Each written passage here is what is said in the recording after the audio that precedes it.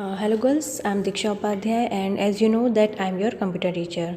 So girls, I hope you all have studied whatever I taught you in my previous video, and in our previous video we have completed our chapter number 3rd. So now in this video we will start our chapter number 4th, which name is formatting a document. Okay girls, formatting और document का क्या मतलब होता है कि जो document होता है हमारा, जो हम लोग एम एस वर्ड में बनाते हैं, तो उस एम एस वर्ड में हम लोग जब एक डॉक्यूमेंट को बनाते हैं तो उसमें बहुत सारे ऐसे हम लोगों को ऑप्शंस रहते हैं जिसके थ्रू हम लोग हमारा जो डॉक्यूमेंट होता है उसको फॉर्मेटिंग कर सकते हैं। हमारे डॉक्यूमेंट में जो भी हमारा पर्टिकुलर डॉक्यूमेंट होता है उसमें हम लोग फॉर्मेटिंग कर सकते हैं। और इन बिग बिजनेस हाउसेस जो होते हैं बेटा, उसमें हम लोगों को क्या करना रहता है कि मतलब अलग अलग रोल प्ले करना पड़ता है डॉक्यूमेंट को हमारे, इसलिए उसी के लिए हम लोगों को डॉक्यूमेंट जो है उसकी फॉर्मेटिंग करनी पड़ती है। ठीक है, सो इसी के लिए हम लोग जो हमारा चैप्टर नंबर 4 है इसको बहुत डीप में पढ़ेंगे, बहुत अच्छे से पढ़ेंगे, जिसका नाम है formatting a document. So girls, let's start our chapter number 4 which name is formatting a document. So girls, सबसे पहले हम लोग ये जान लेते हैं कि फॉर्मेटिंग का मतलब क्या होता है। Formatting means changing the appearance of a document in order to make it attractive. Okay, we can create and design appealing document. ठीक है, हम लोग क्या कर सकते हैं बेटा, फॉर्मेटिंग का मतलब क्या होता है कि जो हमारा डॉक्यूमेंट होता है उसके अपीयरेंस को चेंज करना। ठीक है, उसको अट्रैक्टिव बनाने के लिए उसके अपीयरेंस को चेंज करना, और हम लोग हमारा जो डॉक्यूमेंट होता है उसमें डिज़ाइन को अपील करके उसमें बहुत सारे चेंजेस करके उसको हम लोग और ज़्यादा क्या कर सकते हैं, अट्रैक्टिव बना सकते हैं। किस तरीके से हम लोग डॉक्यूमेंट में कुछ चीज़ों को क्रिएट कर सकते हैं, जैसे changing font and it's size, okay, setting margins and tabs, changing text case, highlighting certain words, aligning text on page, applying border। ठीक है, तो इस तरीके से हम लोग हमारा जो डॉक्यूमेंट होता है उसको और ज़्यादा अट्रैक्टिव और क्रिएटिव बना सकते हैं। ठीक है, फॉर्मेटिंग इफेक्ट जो होते हैं वो अप्लाई करने के लिए हम होम टैब को यूज़ करते हैं। होम टैब पर हमें फ़ॉन्ट के फॉर्मेटिंग कमांड मिल जाते हैं, पैराग्राफ के ऑप्शन मिल जाते हैं, टेक्स्ट स्टाइल की कमांड्स मिल जाती है। ठीक है, और भी बहुत सारी हमें चीज़ें मिलती है होम टैब पे, और फाइंडिंग, रिप्लेसिंग और सिलेक्टिंग कमांड्स हमें एडिटिंग ग्रुप में मिल जाती है। ठीक है, तो इस तरीके से हम लोग क्या कर सकते हैं कि फॉर्मेट कर सकते हैं हमारे एक डॉक्यूमेंट को, ये सारी जो ऑप्शंस होते हैं इनको अप्लाई करके। सो गर्ल्स, सबसे पहले हम लोग पढ़ेंगे changing the font type. Font का मतलब क्या होता है, जो भी हम लोग वर्ड्स टाइप करते हैं हमारे डॉक्यूमेंट के अंदर, तो उसको चेंज करने के लिए, मतलब कि उसके लुक को चेंज करने के लिए बहुत सारे ऑप्शंस हमारे पास अवेलेबल होते हैं, जैसा कि आप लोगों को पिक्चर में दिख रहा है। ठीक है, चेंजिंग फॉन्ट जो लिखा हुआ है, ठीक है, ये सिंपल नहीं लिखा हुआ है, मतलब जो एक नॉर्मल हम लोग लिखते हैं उस तरीके से ये नहीं दिखाई दे रहा होगा आपको। तो ये तो सिर्फ एक ही ऑप्शन है, इसके जैसे बहुत सारे ऑप्शंस इसके अंदर रहते हैं जिसको अप्लाई करके हम लोग जो भी हमारे वर्ड्स हैं उनके लुक्स को चेंज कर सकते हैं और ज़्यादा अट्रैक्टिव बना सकते हैं। जो भी मतलब हमारे अकॉर्डिंग हम लोग फ़ॉन्ट को रखना चाहें, हम लोग हमारे अकॉर्डिंग फ़ॉन्ट को रख सकते हैं। ठीक है, तो इसके लिए क्या प्रोसेस होती है कि सबसे पहले हमें क्या करना है कि टेक्स्ट को सिलेक्ट करना है, देन होम टैब पे क्लिक करना है। होम टैब पे क्लिक करने के बाद ड्रॉप डाउन एरो के नेक्स्ट में हमको फ़ॉन्ट का बॉक्स मिलेगा। फ़ॉन्ट ग्रुप में से इतनी सारी लिस्ट हमें अपीयर्स होंगी, जिस तरीके की लिस्ट अभी आप लोगों को फिलहाल में अपने स्क्रीन पर दिखाई दे रही हैं। ठीक है, choose desired font from the displayed font list and observe the change. अब हम लोगों का जो भी डिज़ायर्ड फॉन्ट है उसको हम लोग चूज़ करेंगे और अप्लाई कर देंगे हमारे वर्ड्स पे। तो जो भी हमारा जो भी डिज़ायर्ड फॉन्ट होगा वो अप्लाई होने के बाद वो डिस्प्लेड हो जाएगा, देन हम लोग चेंज को ऑब्जर्व करेंगे। तो ये प्रोसीजर होती है फॉन्ट टाइप को चेंज करने की। So girls, now we will learn about bold, italic and underline effects. अब हम लोग सीखेंगे कि बोल्ड, इटैलिक और अंडरलाइन इफेक्ट्स जो होते हैं उनको किस तरीके से अप्लाई किया जाता है। लेकिन सबसे पहले हम लोग ये जान लेते हैं कि इनको अप्लाई करने का रीज़न क्या होता है। ठीक है, इसके बिहाइंड क्या रीज़न है।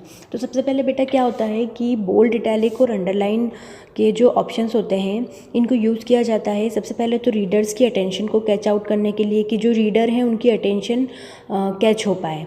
ठीक है। और उसी के साथ साथ एम्फेसाइज करने के लिए कि जो रीडर है वो उस वर्ड को पढ़े और ध्यान में रखें, ठीक है। जैसा कि आप लोगों ने बेटा पढ़ा होगा, किसी भी सब्जेक्ट की बुक ले लें हम, ठीक है, कंप्यूटर की ले लें, ईवीएस की ले लें, इंग्लिश की बुक ले लें, कोई सी भी बुक में आपने देखा होगा कि कुछ सर्टेन ऐसे वर्ड्स होते हैं जो कि हाईलाइट होते हैं। तो वो किस तरीके से हाईलाइट किया जाता है उन्हें, या तो वो बोल्ड होते हैं या तो फिर वो इटैलिक होते हैं, ठीक है, या तो फिर वो अंडरलाइन होते हैं। तो मैक्सिमम बोल्ड होते हैं वर्ड्स हमारी बुक में। तो ये एक वो तरीका होता है एक वर्ड्स को हाईलाइट करने का, ताकि रीडर जो है उसकी अटेंशन उस पर जाए और जो रीडर है, ठीक है, वो उस वर्ड को ध्यान रखें, ध्यान से पढ़े और हमेशा याद रखें। तो इसीलिए बोल्ड, इटैलिक और अंडरलाइन इफेक्ट का यूज़ किया जाता है, ठीक है। अब हम लोग ये देख लेते हैं कि इनको अप्लाई करने की स्टेप्स क्या होती हैं। सो गर्ल्स, बोल्ड, इटैलिक और अंडरलाइन इफेक्ट को अप्लाई करने के लिए हमें क्या करना रहेगा कि सबसे पहले हम लोग जो जिस भी टेक्स्ट में हम लोग एक पर्टिकुलर इफेक्ट को अप्लाई करना चाहते हैं, सबसे पहले हम लोग टेक्स्ट को सिलेक्ट करेंगे। देन हम लोग बोल्ड, इटैलिक या फिर अंडरलाइन का जो बटन होता है फ़ॉन्ट ग्रुप में, जो कि हमें होम टैब पे मिलता है, उस पर जाकर हम लोग क्लिक कर देंगे। जैसा कि आप लोगों को पिक्चर में दिख रहा है, रेड कलर का एक बॉक्स से हाईलाइट किया गया है ऐसे। तो यही ऑप्शन होते हैं बोल्ड, इटैलिक और अंडरलाइन के, ठीक है। तो इनको अप्लाई करके हम लोग जो भी हमारा पर्टिकुलर वर्ड होता है उसको हम लोग उसमें वो इफ़ेक्ट को अप्लाई कर सकते हैं, ठीक है। और वैसे MS वर्ड जो होता है ना बेटा, इसमें बहुत सारे फॉर्मेटिंग के ऑप्शंस अवेलेबल होते हैं। तो सिंपली हम लोगों को फ़ॉन्ट डायलॉग बॉक्स लॉन्चर जो होता है, जो कि हमें होम टैब पे मिलता है फ़ॉन्ट ग्रुप में, उसको हम लोगों को सिलेक्ट करना होता है। तो जो डिज़ायर्ड ऑप्शन हम लोग चाहते हैं वो हमें रिज़ल्ट मिल जाता है उसका फ़ॉन्ट डायलॉग बॉक्स से, ओके। सो girls, now changing text alignment. Text alignment को हम लोग किस तरीके से चेंज करते हैं। अलाइनमेंट का मतलब क्या होता है? अलाइनमेंट मतलब होता है बेटा कि जो हमारा पेज पर जो हमारे टेक्स्ट होते हैं उनको पोजीशन करना उनकी, ठीक है। And it is always better to set the alignment before typing. और हमेशा ये बेटर होता है कि हम लोग हमारा जो अलाइनमेंट होता है उसे हम लोग टाइप करने के पहले ही उसे सेट कर लें, ठीक है। और हम लोग डॉक्यूमेंट के अंदर रहते हुए भी हम लोग इस चीज़ को कर सकते हैं कि जो हमारा जो टेक्स्ट है उसको हम लोग चेंज, अलाइनमेंट उसका टेक्स्ट का हम लोग टेक्स्ट के अलाइनमेंट को हम लोग चेंज कर सकते हैं। डॉक्यूमेंट में रहते हुए भी कर सकते हैं और डॉक्यूमेंट को स्टार्ट करने से पहले भी कर सकते हैं, ठीक है। तो माइक्रोसॉफ्ट वर्ड जो होता है वो हमें 4 टाइप के अलाइनमेंट हम लोगों को देता है, ठीक है, जो कि होते हैं, एक तो अलाइन टेक्स्ट लेफ्ट होता है, सेंटर अलाइन होता है, और अलाइन टेक्स्ट राइट होता है, और जस्टिफाइड अलाइन होता है, ठीक है। तो इस तरीके से 4 अलाइन हमको ये जो MS वर्ड होता है वो प्रोवाइड करता है। अब इनका मतलब क्या क्या होता है, ठीक है। तो अब हम लोग इसका मतलब पढ़ेंगे। सो कल सबसे पहले हम लोग बात करेंगे अलाइन टेक्स्ट लेफ्ट, ठीक है। अलाइन टेक्स्ट लेफ्ट जो होता है ये लेफ़्ट मार्जिन के और ये प्लेस किया जाता है इसको, और बाय डिफ़ॉल्ट जो टेक्स्ट होता है वो हमेशा लेफ़्ट मार्जिन की ओर ही अलाइन किया जाता है। देन सेंटर अलाइन, तो center align sets the text in the center of the left and right margins and it is mostly used for title and headings। तो बेटा जो सेंटर अलाइन होता है इसका यूज़ हम लोग करते हैं, ये लेफ़्ट और राइट मार्जिन्स मतलब सेंटर में होता है ये, और मोस्टली इसका यूज़ किया जाता है जो भी हमारा डॉक्यूमेंट होता है उसके टाइटल्स और हेडिंग को अप्लाई करने के लिए। टाइटल्स और हेडिंग के लिए हम लोग मोस्टली सेंटर अलाइन को अप्लाई करते हैं, okay. Now align text right. Align the selected text toward the right margin and it is often used for placing dates or reference in a document।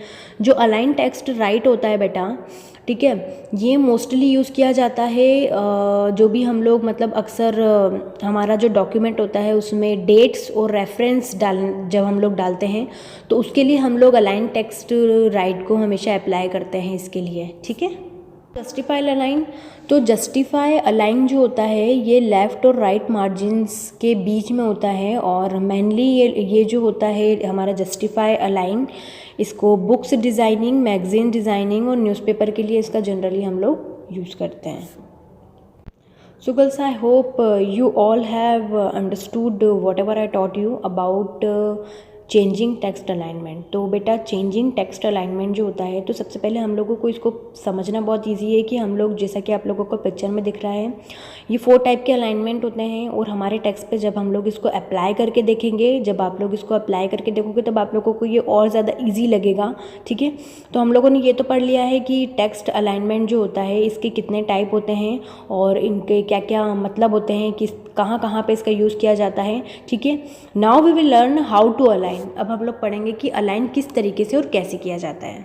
So girls, how to align मतलब किस तरीके से align किया जाता है, मतलब alignment जो होता है उसको किस तरीके से अप्लाई किया जाता है। तो सबसे पहले हम लोग क्या करेंगे, टेक्स्ट को सिलेक्ट करेंगे, देन जो हमारा डिज़ायर्ड अलाइनमेंट होगा उसको पैराग्राफ में से हम लोग सिलेक्ट कर लेंगे। ठीक है, देन हम लोग होम टैब पर जाएंगे। होम टैब पर जाने के बाद पर्टिकुलर अलाइनमेंट को लेने के बाद उसको अप्लाई करने के बाद हम लोग चेंज को ऑब्जर्व करेंगे कि जो हमारा अलाइनमेंट हम लोगों ने जो उसमें अप्लाई किया है तो वो ऑब्जर्व हुआ है या नहीं, और जो भी चेंजेस हमने अप्लाई किए हैं वो अप्लाई हुआ है या नहीं।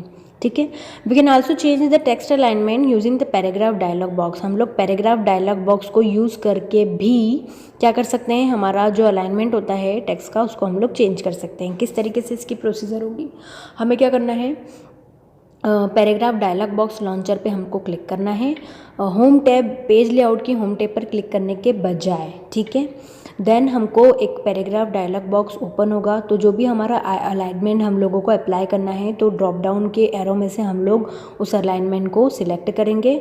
ठीक है, और वहाँ पर अप्लाई कर देंगे। Now changing the text colour, मतलब कि अभी हम लोगों ने क्या पढ़ा कि फ़ॉन्ट स्टाइल किस तरीके से चेंज किया जाता है, अलाइनमेंट किस तरीके से चेंज किया जाता है। तो अब हम लोग पढ़ेंगे कि टेक्स्ट के कलर को हम लोग किस तरीके से चेंज कर सकते हैं। तो इसकी बहुत ही इजी स्टेप्स होती हैं। जैसा कि आप लोगों को अपनी स्क्रीन पर दिख रहा होगा, एक ए, आप लोगों को अल्फ़ाबेट का जो ए होता है वो दिख रहा है। ठीक है, और उसके नीचे रेड कलर है।